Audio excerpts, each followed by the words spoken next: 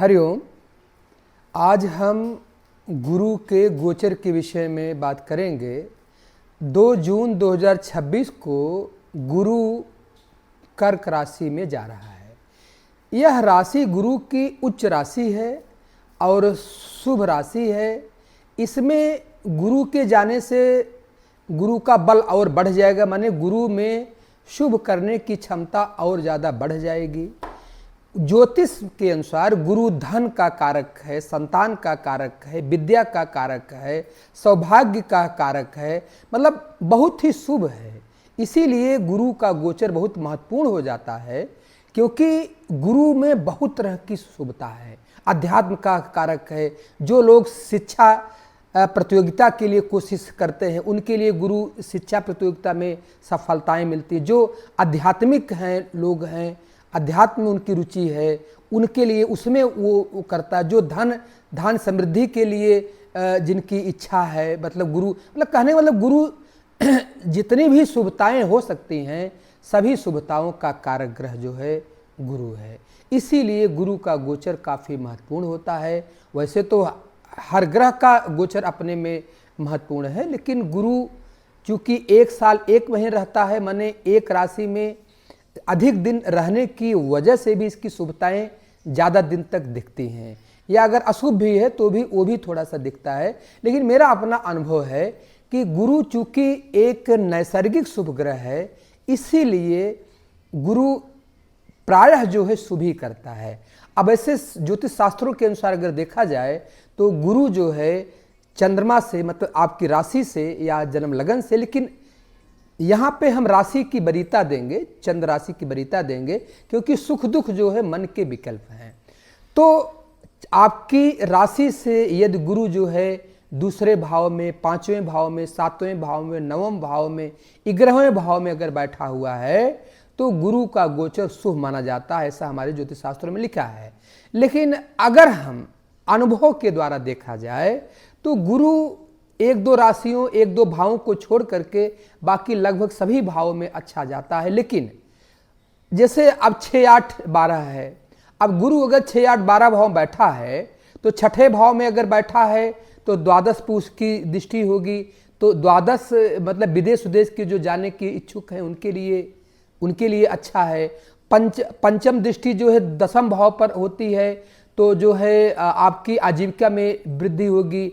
गुरु की 9वीं दृष्टि दूसरे भाव पर होती, धन की वृद्धि होगी। लेकिन 6ठे भाव में बैठा गुरु जो है वो संघर्ष देता है, कठिनाई देता है, लेकिन सफलता भी देता है। तो देखिए, जैसे 8वें भाव में बैठा है गुरु, अशुभ है, लेकिन 8वें भाव में बैठा गुरु की दृष्टि धन भाव पर होती है, धन की वृद्धि करता है। अचानक शुभाशुभ होता है, अचानक शुभ भी होता है, अशुभ भी होता है, मतलब अचानक लाभ भी होता है, हानि भी होती है। अतः हमें क्या करना, देखिए ज्योतिष का मतलब ज्योत है, ज्योत का मतलब मार्गदर्शन है। तो अगर मान लीजिए आपकी राशि से गुरु अष्टम में जा रहा है या द्वादश में जा रहा है या किसी भी अशुभ भाव में जा रहा है, तो वहाँ की जो अशुभता है उससे हम बचेंगे। अगर हम सावधान रहेंगे, ध्यान रखें, जैसे 8वें भाव में है तो 8वें भाव में अचानक फायदा भी होता है, नुकसान भी होता है। तो अपने नुकसान को बचाएं। धन का निवेश जो है सावधानी से करें, बहुत ज़्यादा विश्वास ना करें, वाहन बहुत तेज़ी से ना चलाएं।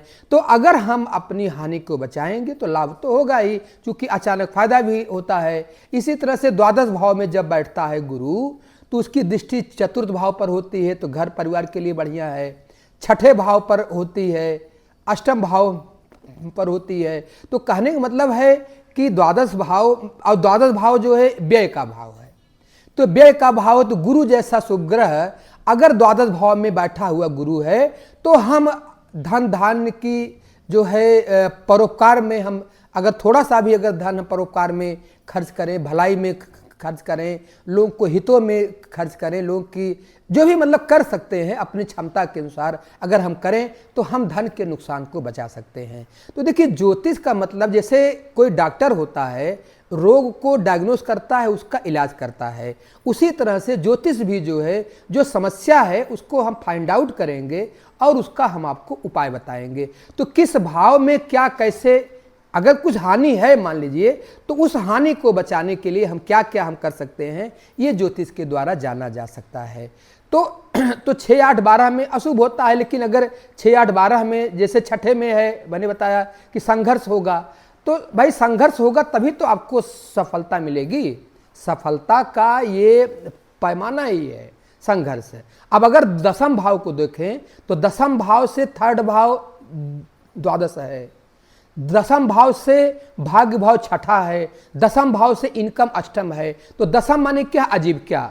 मतलब आजीविका की अगर उन्नति होना है तो वो द्वादश भाव भाई भाग दौड़ आपकी होगी, छठा भाव माने संघर्ष आपका होगा ही, अष्टम भाव माने अचानक आपका लाभ हानि होगा ही। तो वही चीज है कि दसम भाव को द्वादश, छठा और अष्टम भाव कहीं न कहीं एक संबंध अच्छा बन रहा है। तो अतः हम संघर्ष से ही सफलता मिलती, कोई भी सफलता बगैर संघर्ष के नहीं मिलती है।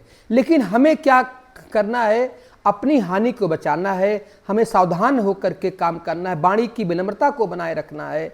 अगर हम ये सब बनाए रखते हैं तो गुरु एक शुभ ग्रह है, और अगर अशुभ भाव में भी है तो उसकी हानि को हम जो है बचा करके हम उसका लाभ ले सकते हैं। बाकी हम आपको जो है हर राशि के लिए क्या क्या फल होगा वो तो बताएंगे ही, और वीडियो के अंत में हम ये भी बताएंगे कि क्या उपाय हम करें जिसके द्वारा गुरु को और अच्छा फल मिल सके, या जो अगर हानि है तो उसका हानि कम हो सके।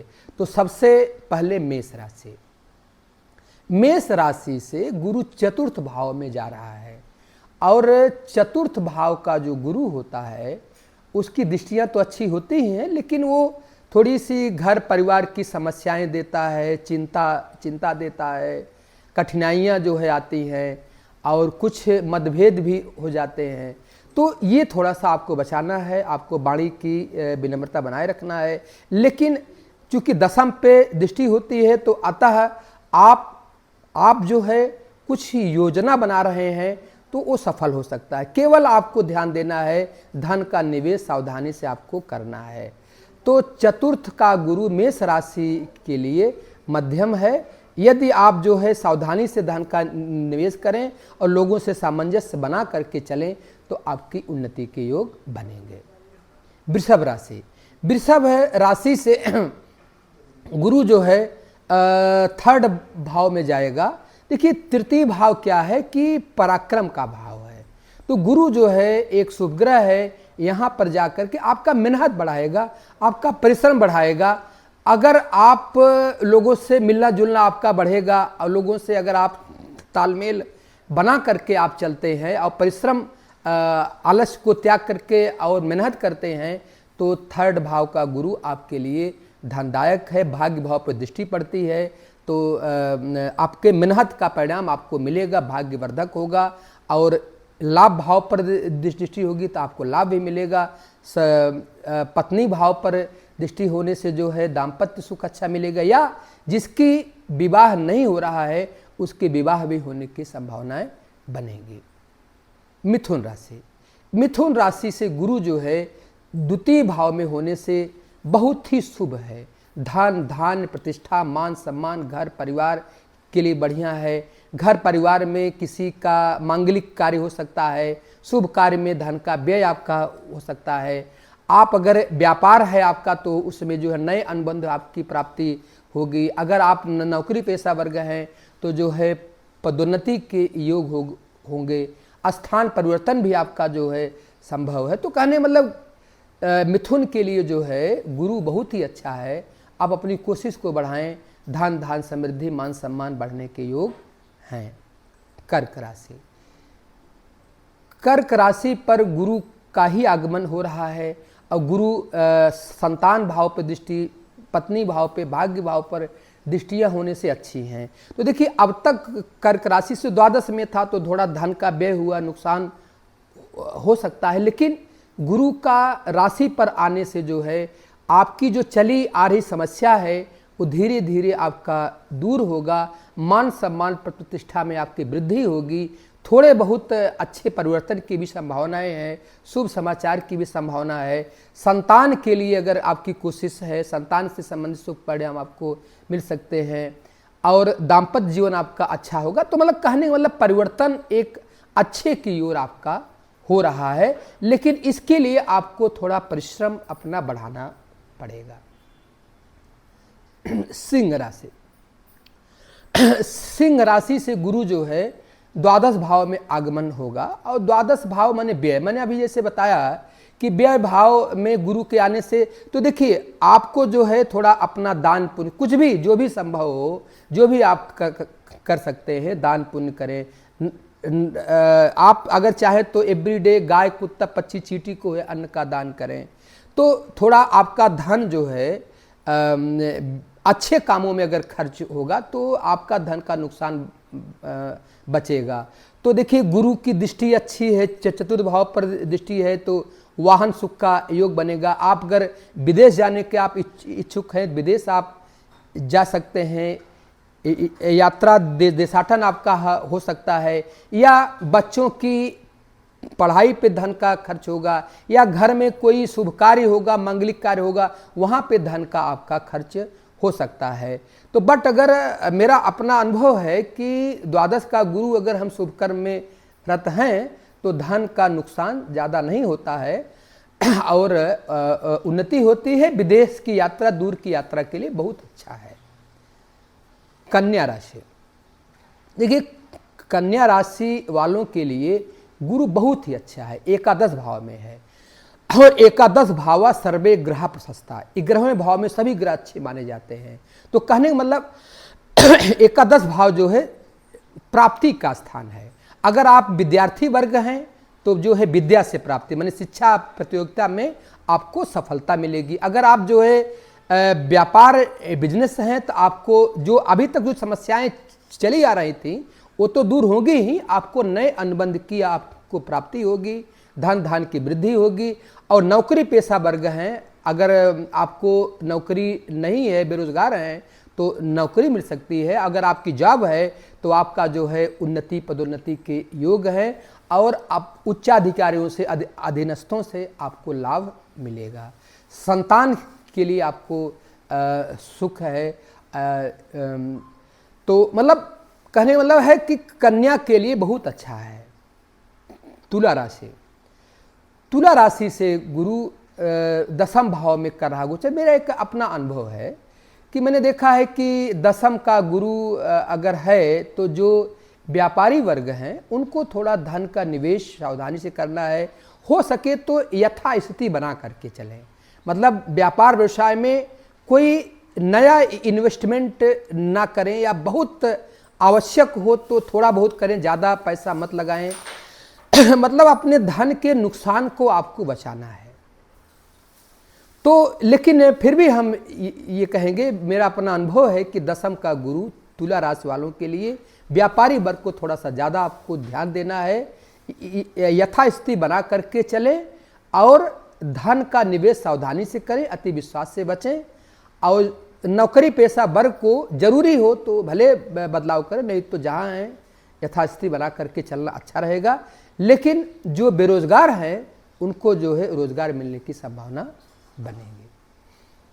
वृश्चिक राशि, वृश्चिक के राशि से जो है गुरु भाग्य भाव में जाएगा। भाग्य भाव में जाने से भाग्य की वृद्धि करेगा, मतलब आपके रुके हुए कार्य जो है आपके पूर्ण हो सकते हैं। आप जो बहुत दिनों से कोशिश में हैं, अवरोधित मतलब हो रहा है, वो धीरे धीरे आपका 1 साल 1 महीने रहेगा ना यहाँ पे गुरु, तो धीरे धीरे आपके कार्य पूर्ण होंगे। संतान के लिए, धन के लिए, पद प्रतिष्ठा के लिए, राजनीतिक वर्ग के लिए, हर वर्ग के लिए भाग्य की वृद्धि करेगा। अब भाग्य की वृद्धि माने सब कुछ जो है, संतान की उन्नति होना भाग्य की वृद्धि है, जो अविवाहित है उनकी विवाह होना भाग्य की वृद्धि है। तो मतलब हर तरह से जो है आपके लिए बढ़िया है। और लेकिन आप अपना मेहनत परिश्रम, अच्छे अवसर का लाभ उठाएं, मेहनत परिश्रम आप अपना जारी रखें। धनु राशि, धनु राशि के लिए गुरु जो है अष्टम भाव में आगमन होगा। वो देखिए धन भाव पर उसकी दृष्टि होगी तो आपके धन की वृद्धि होगी, लेकिन आपको अचानक वसीयत आज मिल सकती है या धन मिल सकता है, लेकिन अचानक धन की हानि भी होगी, जैसा मैंने अभी बताया था। तो अचानक धन की हानि ना हो, इसके लिए आपको सावधान होकर काम करना है और जो है अति विश्वास से बचना है। और वाहन जो है प्रयोग सावधानी से करें, गाड़ी तेज मत चलाएं। और जो आपका जो है आध्यात्मिक उन्नति भी आपकी संभव है, धार्मिक आपकी यात्राएं भी आपकी हो सकती हैं, या दूर की भी यात्राएं आपकी हो सकती हैं। मकर राशि, मकर राशि के लिए गुरु सप्तम भाव बहुत ही अच्छा है।